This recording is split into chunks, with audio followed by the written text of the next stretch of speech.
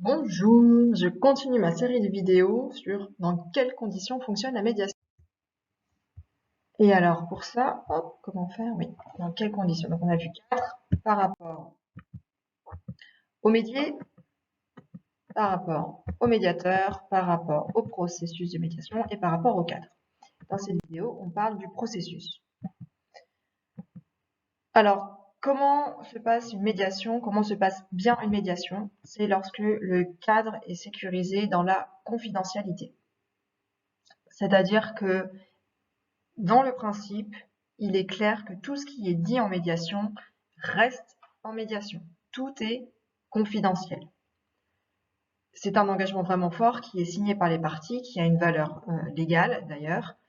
C'est-à-dire que le médiateur ne pourra pas redire, ne pourra pas témoigner sur ce qui a été dit en médiation, que ce qui a été dit en médiation ne pourra pas être utilisé dans une procédure. C'est vraiment une garantie fondamentale pour que les parties osent exprimer les choses, qu'elles communiquent avec transparence, avec ouverture et sincérité.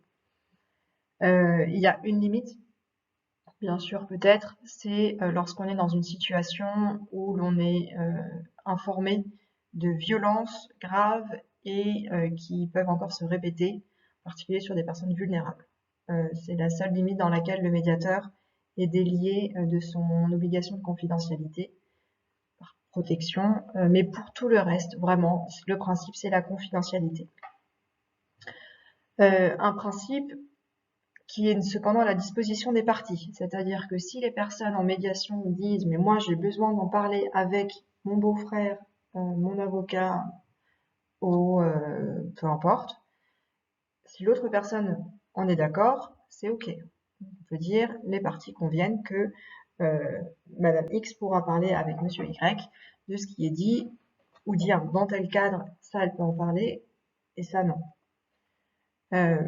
Effectivement, on peut dire aussi à la fin en particulier, lorsqu'un accord est conclu, que l'on communiquera cet accord à X parties, ou largement, ou peut-être au juge. Mais ça, c'est encore une fois les parties qui peuvent en convenir, avec le conseil éventuellement de leur avocat sur ce point-là. Un autre point important sur la réussite de la médiation, c'est que c'est un processus structuré, avec des phases. Pas forcément perceptibles pour les parties en médiation, mais que le médiateur a en tête, qui permettent d'avancer vers une résolution du conflit. Donc, dans un premier temps, les parties vont parler de leur situation, de comment elles en sont arrivées là, et elles vont généralement dire ce qu'elles souhaitent. Et là, le médiateur va déjà transformer ça pour réussir à voir quels sont les thèmes, les questions que les parties souhaitent régler en médiation. Donc vraiment clarifier les choses. On va parler aujourd'hui de comment faire pour tac, tac, tac, tac. Phase suivante, les parties vont exprimer pourquoi ce serait important pour elles que ça fonctionne comme elles le veulent. C'est les besoins sous-jacents. Chaque partie pour elle-même et bien sûr va pouvoir, grâce à l'aide du médiateur, comprendre aussi le besoin sous-jacent de l'autre personne. Phase suivante, une fois que cette compréhension mutuelle des besoins a pu avoir lieu, c'est d'essayer d'explorer des options disponibles. Toutes les options très largement, dans le seul respect de l'ordre public, bien sûr, mais sinon, on peut aller beaucoup plus loin que ce qu'un juge, par exemple, pourrait trancher. Il n'y a pas de limite aux strictes options légales, on peut aller bien au-delà. Et enfin, dernière phase, c'est de décider quelle est la solution des parties parmi toutes ces options-là.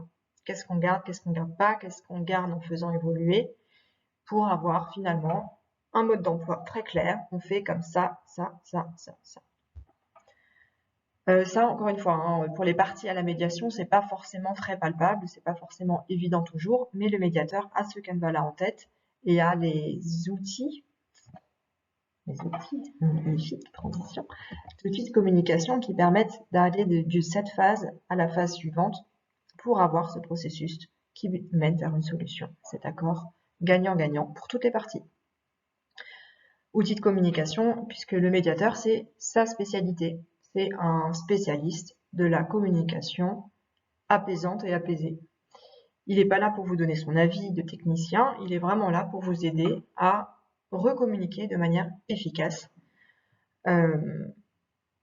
grâce à vos connaissances sur le fond du sujet, éventuellement faisant venir des tiers si nécessaire, mais en particulier avec la communication. J'ai pas mis dans ce point-là, je l'ai mis dans le point avant. Vous l'avez vu aussi, avec créativité la plupart du temps. En tout cas pour ce qui me concerne, mais je pense que pas mal de médiateurs fonctionnent aussi avec des moyens créatifs pour recréer une dynamique qui ne soit plus du tout celle du conflit, mais qui soit de la co-construction d'une solution convenable pour vous et pour l'autre, pour tout le monde, pour vos proches, pour toutes les personnes qui vous entourent, pour toute la vie, quoi. Bon, je m'enflamme. En tout cas, condition de réussite de la médiation, c'est un processus structuré et surtout confidentiel. Merci pour votre écoute et belle journée encore. Au revoir.